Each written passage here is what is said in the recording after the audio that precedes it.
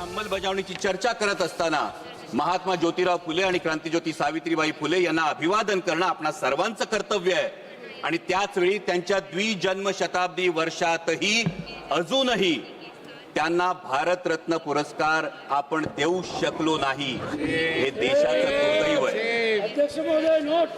अध्यक्ष महोदय, महात्मा ज्योतिराव फुले, तथागत भगवान गौतम बुद्ध आणि संत कबीर यांना गुरुस्थानी मानणाऱ्या डॉक्टर बाबासाहेब आंबेडकरांनी जे इंग्लंड अमेरिकेला जमलं नाही ना ते करून दाखवलं। संविधानाच्या अंमलबजावणीपासून पहिल्या दिवसापासून हा महिलांना मतदानाचा अधिकार दिला आणि ही नररत्न ज्या महाराष्ट्रात जन्मली त्या महाराष्ट्राचा मी मावळा आहे। या महाराष्ट्रात एक फार मोठा मातृत्वाचा, नेतृत्वाचा आणि कर्तृत्वाचा वसाडी वारसा आहे। जो मातृत्वाचा वसाडी वारसा आहे तो राष्ट्रमाता जिजाऊ माँसाहेबांचा आहे, कर्तृत्वाचा वसाडी वारसा क्रांतिज्योती सावित्रीबाई फुल्यांचा आणि नेतृत्वाचा वसाडी वारसा पुण्यश्लोक अहिल्याबाई होळकरांचा आहे। आणि त्यामुळे या महिला आरक्षण विधेयकाला विरोध असण्याचं काही कारणच उद्भवत नाही। इतकंच नाही अध्यक्ष महोदय, तर देशात पहिल्यांदा स्थानिक स्वराज्य संस्थांमध्ये 33% महिला आरक्षण देणारं राज्य हे महाराष्ट्र होतं आणि तेव्हाचे मुख्यमंत्री होते आदरणीय शरदचंद्रजी पवार साहेब।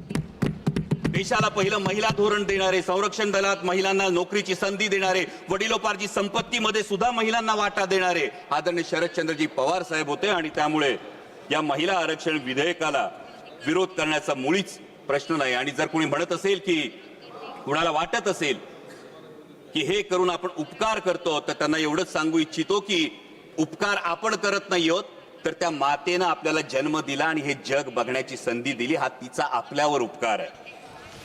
पण अध्यक्ष महोदय, एक अंतर्मुख होऊन मात्र विचार करावा लागतो की एकीकडे आपण नारी शक्ती वंदन विधेयकाच्या अंमलबजावणीची चर्चा करतो आणि त्याच वेळी आपल्याच देशामध्ये बेटी बचाव बेटी पढाव हे अभियान राबवावं लागतं।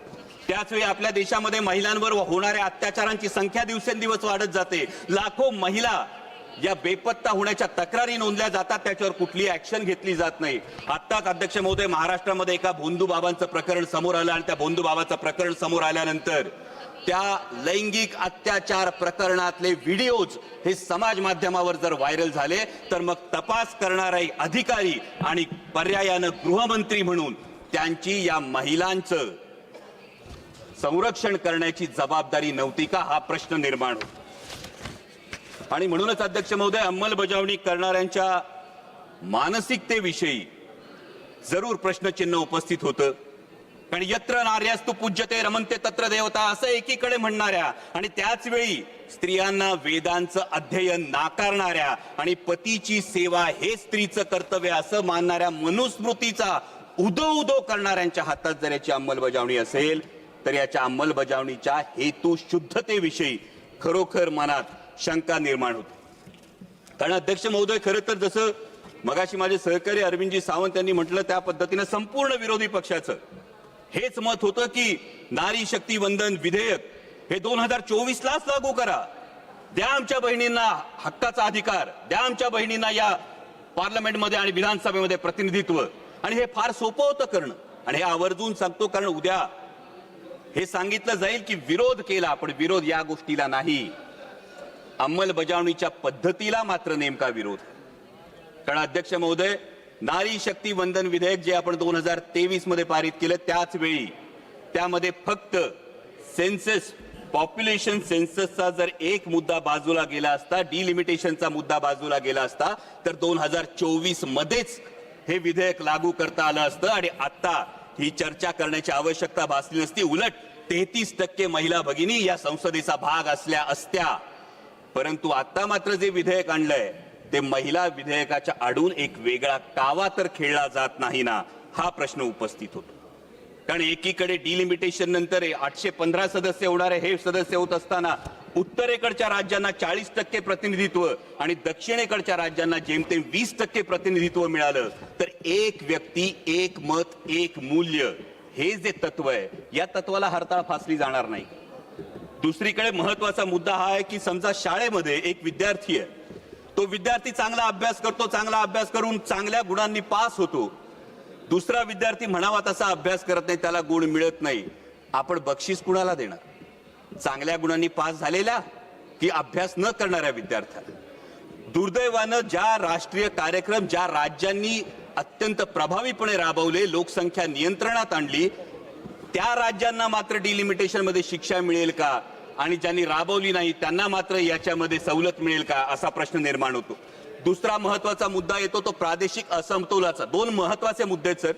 प्रादेशिक असमतोलाचा मुद्दा आज आपण बघतो संपूर्ण देशामध्ये शहरी भागामध्ये लोकसंख्या फार मोठ्या प्रमाणावर वाढली आहे आणि डिलिमिटेशनचा निकष हा फक्त लोकसंख्या असेल तर शहरी भागातलं प्रतिनिधित्व फार मोठ्या प्रमाणावर वाढेल आणि त्याच वेळी ग्रामीण भागाचे मुद्दे, ग्रामीण भागाचे प्रश्न मांडण्यासाठी, माझ्या शेतकऱ्यांचे, माझ्या कष्टकऱ्यांचे प्रश्न मांडण्यासाठी पुरेसं प्रतिनिधित्व मिळेल का हा पुढचा फार महत्वाचा मुद्दा येतो.